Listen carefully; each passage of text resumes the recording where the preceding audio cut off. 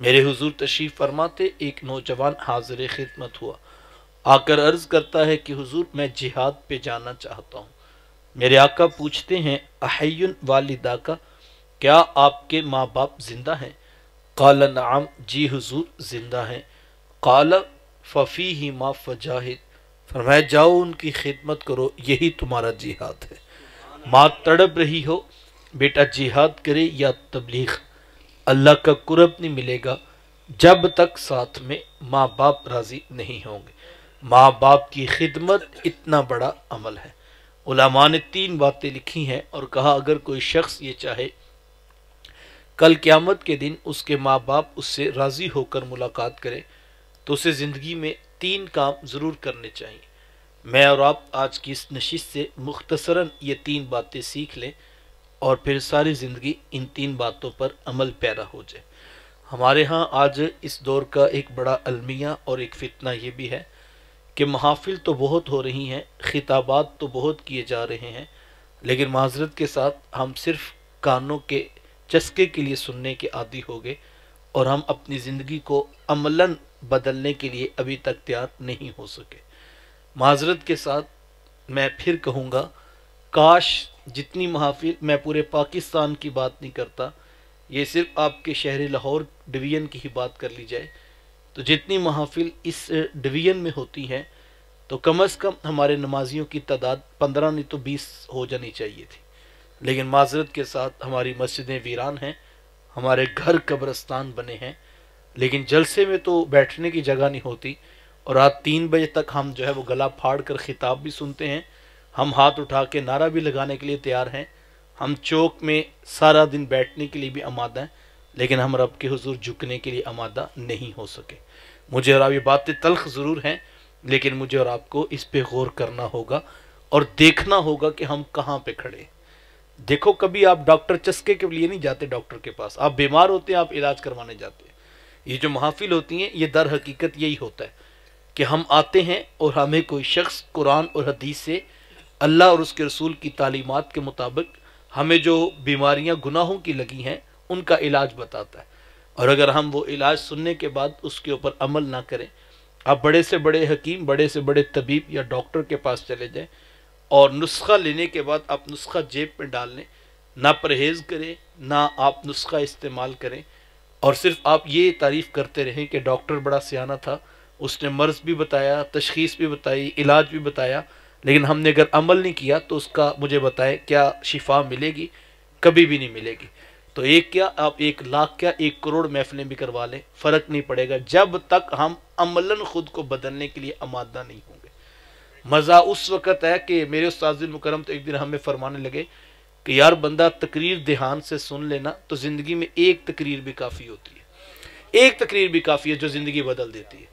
लेकिन अगर आप सुनते जाएं, फिर ये सोशल मीडिया भरा हुआ है, 10-10 हमने स्टेटस लगाए हुए हैं, तो इसका मतलब ये है कि हम जो है नेक दिखना चाहते हैं, नेक बनना नहीं चाहते। हम चाहते हैं लोगों को पता लगे, हमने जलसा भी करवाया, हम मेहमान ख़ुसूसी भी थे, हमने जो है वो मुंतज़मीन में भी हमारा नाम है, इंतज़ामिया का कार्ड भी हमारा बना हुआ है, हमने इतने उम्रे के टिकट भी बांटे हैं, इतने लोगों को हमने जो है बेटियों को जहेज़ भी दिया है। हम सब नेक दिखना चाहते हैं, शायद अभी तक नेक बनने के लिए आमादा नहीं हुए। तो नेक दिखना और है, नेक बनना और है। महफिल का मकसद ये होता है कि हम जो है वो अपने अमल को बदलें, अपनी ज़िंदगी को बदलें।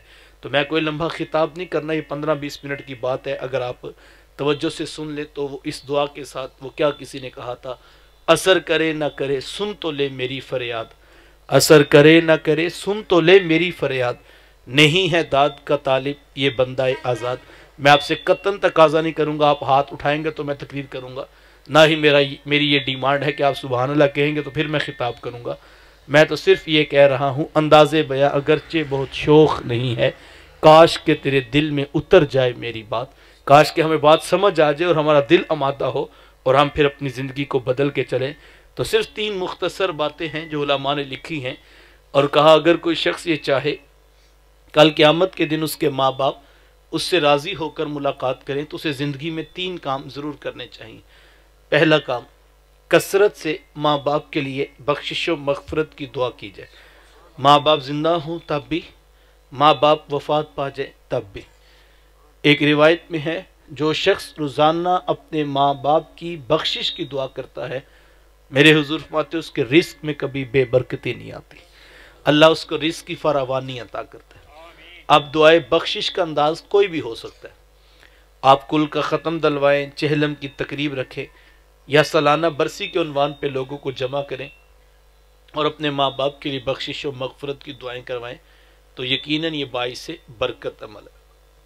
لیکن اس مصروف ترین دور کے اندر کس کے پاس اتنا وقت ہوگا کہ وہ روزانہ سینکڑوں ہزاروں لوگوں کو جمع کرے اور پھر اپنے ماں باپ کے لیے بخشش و مغفرت کی دعا کروائے؟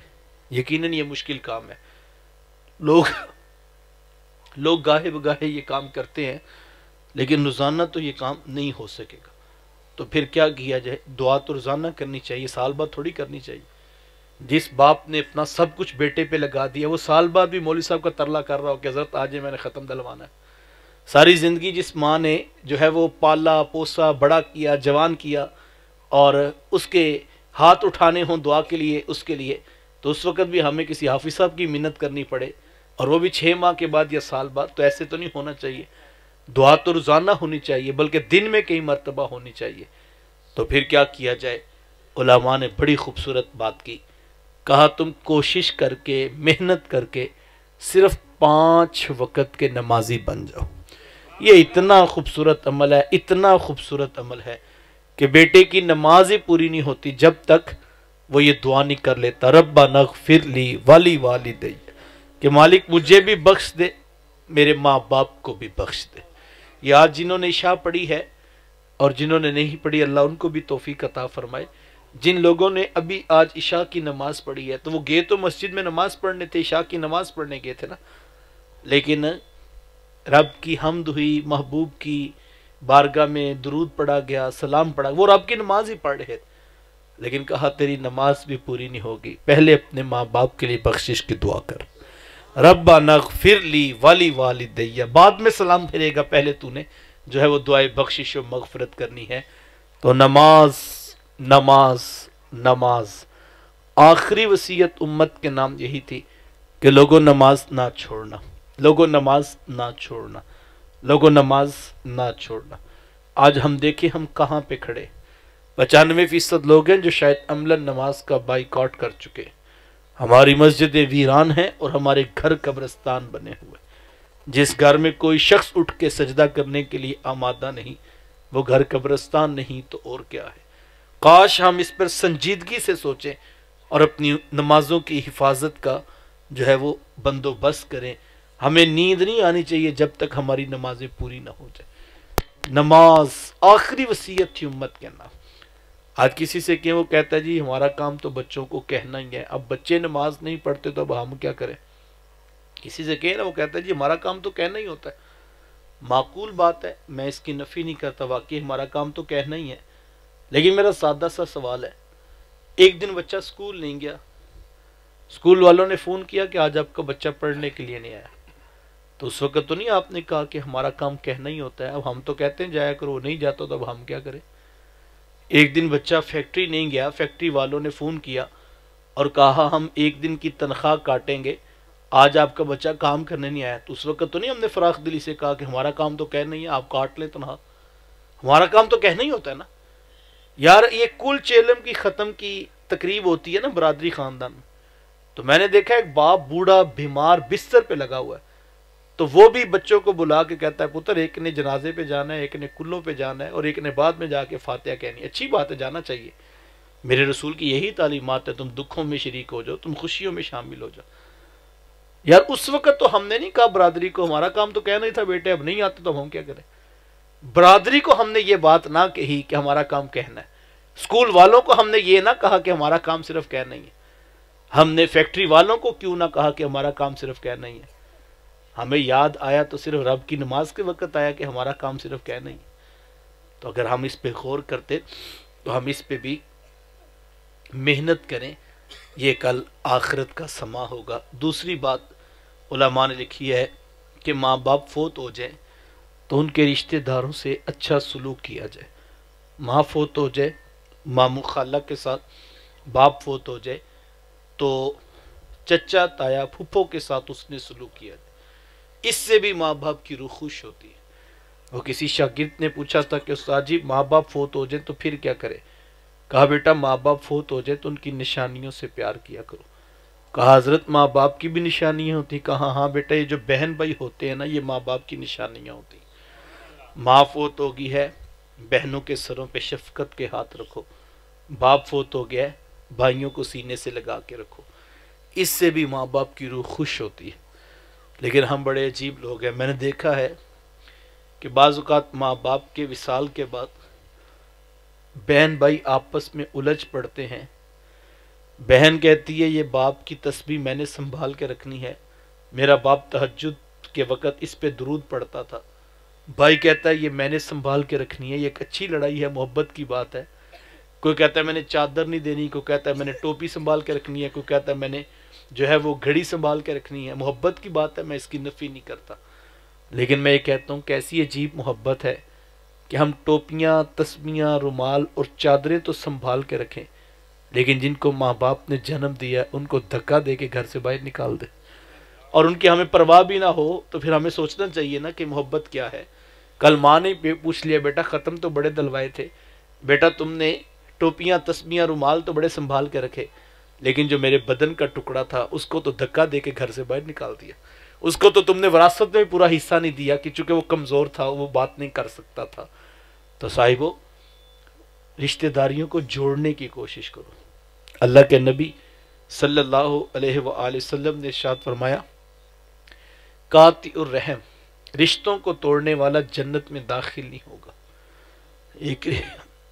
ایک روایت میں ہے جنت میں جانا تو بڑے دور کی بات ہے، وہ جنت کی خوشبو بھی نہیں پا سکے گا، جبکہ جنتی ابھی جنت سے 500 سال کی مسافت پہ ہوگا کہ جنت کی خوشبو آنا شروع ہو جائے گی، لیکن جو رشتوں کو توڑنے والا ہے وہ جنت کی خوشبو بھی نہیں پا سکے گا۔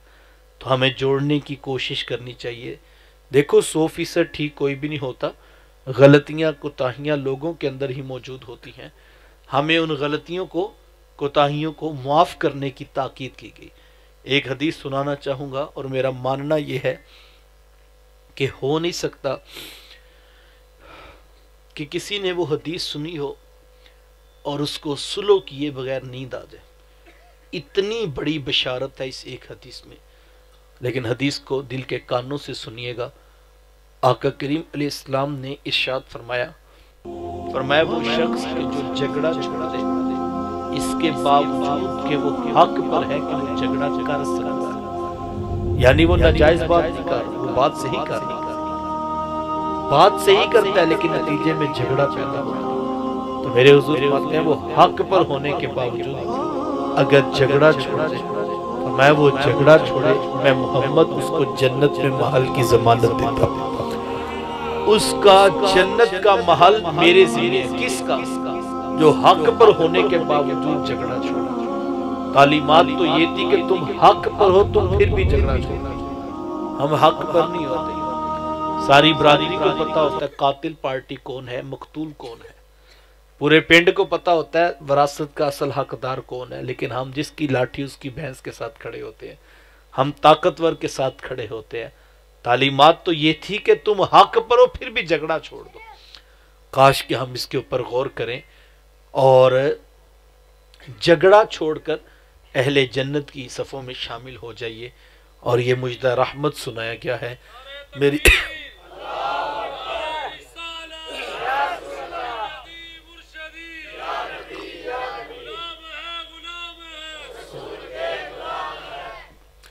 اصل جو بات ہے کہ وہ دیکھو اختلاف ہو سکتا ہے، کسی سے بھی آپ کا اختلاف ہو سکتا ہے، لیکن وہ اختلاف اتنا طول پکڑ جائے کہ آپ کسی کی بات سننے کے لیے آمادہ نہ ہو، تو اس سے فائدہ نہیں، اس سے نقصان ہے۔ کل آخرت میں جنت کا حقدار ہوگا وہ شخص جو حق پر ہونے کے باوجود جھگڑا چھوڑ دے گا۔ تو مجھے اور آپ کو سلو کرنے کی تاکید کی گئی ہے، معاف کر دینے کی عادت کو اختیار کیجئے۔ میری تیسری بات اور میری آخری بات، ماں باپ فوت ہو جائیں تو کوئی نہ کوئی نیکی ان کے نام کی ضرور کیجیے۔ کسی غریب کی مدد کرتے تھے، اب وہ تسلسل آپ قائم رکھیں۔ کسی بیوہ کے گھر میں راشن، کسی یتیم کو فیس، کسی مسجد مدرسہ یا ہاسپٹل میں فنڈ پہنچاتے تھے تو یہ نہیں کہ اگلے دن وہ آئیں تو آپ کے وہ تو حاجی صاحب کرتے تھے کل سے تم نہ آنا، ایسے نہیں ہونا چاہیے۔ نیکی نسل در نسل آگے چلتی رہنی چاہیے۔ نیکی میں بڑی طاقت ہے، یقین جانیے نیکی 7 نسلوں کو بھی پار لگا سکتی ہے۔ نیکی میں بڑی طاقت ہے۔ نیکی کرتے وقت جو ایک بات یاد رکھنے والی ہے، ہمارے یہاں بعض اوقات ہوتا ہے کہ ہم نیکی تو کر رہے ہوتے ہیں لیکن ساتھ میں جتلا بھی رہے ہوتے ہیں۔ جس پر نیکی کی ہے اس کو محسوس کرا رہے ہوتے ہیں کہ ہمارا احسان ہے تیرے اوپر۔ یہ بہت بڑی تباہی ہے، یہ نیکی کرنے کے باوجود نیکی کو ضائع کرنا۔ قرآن مجید نے ہمیں کہا قول معروف خیر من صدقۃ یتبعها اذی، کہا کہ قول معروف کہہ دو، اس سے بہتر ہے یہ بات کہ تم کسی کو صدقہ دو اور پھر اس کے بعد تم احسان جتلاؤ۔ اس سے بہتر تم اچھی بات کہہ کے اس کو ٹال دو۔ ہمیں نیکی کرنے کے بعد نیکی بچانا بڑا مشکل کام ہے۔ بعض اوقات ہوتا ہے بندہ بھتیجوں کی فیس دے رہا ہوتا ہے، بندہ بھانجوں کا بوجھ اٹھا رہا ہوتا ہے، تو وہ باتوں باتوں میں بتاتا ہے کہ یار چلو کم از کم اتنا تو حق بنتا ہے نا، اٹھ کے سلام تو لیں۔ یہ تو سلام بھی نہیں سیدھے منہ لیتے۔ اچھا یہ حکم ان کے لیے ہے کہ وہ ایسے کریں، آپ کو نہیں چاہیے کہ آپ تقاضا کریں۔ بعض لوگ جو ہے وہ اس سینس میں لے لیتے ہیں۔ تو ہمیں اس وقت نیکی کو بچانے کی طرف بھی توجہ دینی چاہیے۔ اللہ کے نبی صلی اللہ علیہ وآلہ وسلم نے ارشاد فرمایا اگر تم راہ خدا میں ایک خشک کھجور صدقہ کر سکتے ہو، تمہارے پاس تازہ کھجور نہیں ہے، ایک کھجور اور وہ بھی خشک ہو گئی ہے، فرمایا اگر تم اتنا صدقہ بھی کر دو اس کی رحمتوں سے بعید نہیں کہ وہ اس کھجور کا صدقہ تمہیں بھڑکتی ہوئی جہنم کی آگ سے آزاد کر دے گا۔ ایک کھجور بھی قبول ہو، 1,00,000 1,000 10,000 کی بات نہیں کر رہے، ایک کھجور بھی قبول ہوگی۔ تو بعض کا نیکی ہمارے سامنے ہوتی ہے اور ہم جو ہے وہ نظر انداز کر دیتے۔ ہمیں تو اتنا خوبصورت دین ملا، کہا اگر تم گزرتے ہوئے رستے سے تکلیف دہ چیز کو ہٹا دو اللہ کے ہاں یہ بھی صدقہ لکھا جاتا ہے۔ تم مومن بھائی کو مسکرا کے دیکھو اللہ کے یہ بھی صدقہ لکھا جاتا ہے۔ تو ہمیں نیکی کے عمل کو نہیں چھوڑنا چاہیے، نیکی کو چھوٹا نہیں سمجھنا چاہیے۔ تو کوئی نہ کوئی نیکی اپنے ماں باپ کے نام کی ضرور جاری کیجئے تاکہ کل ہماری زندگی بھی اتنی خوبصورت ہونا، کل ہماری اولاد فخر سے کہیں یہ نیکی میرا باپ کرتا تھا، آج کے بعد یہ سعادت میں حاصل کروں گا، یہ نیکی میری والدہ کرتی تھی، آج کے بعد یہ کام میں کروں گا۔ تو نیکی کے سفر کو جاری رکھیے۔ تو یہ 3 باتیں آپ یاد رکھیے گا۔ پہلی بات، کثرت سے ماں باپ کے لیے بخشش و مغفرت کی جائے، بخشش و مغفرت کی دعائیں کی جائیں، اور اس کا بہترین طریقہ ہے کہ نماز 5 وقت۔ میں آپ سب کو دعوت پیش کرتا ہوں، آپ اتنی سردی میں رات کے وقت سر شام سے بیٹھے اور اب غالباً 11 بجنے والے ہیں، تو اتنا وقت نکال کر آپ بیٹھے ہیں، یقین جانیں اگر آپ نے عشاء کی نماز نہیں پڑھی تو فائدہ نہیں ہوگا۔ یہ ساری برکتیں اپنی جگہ پر،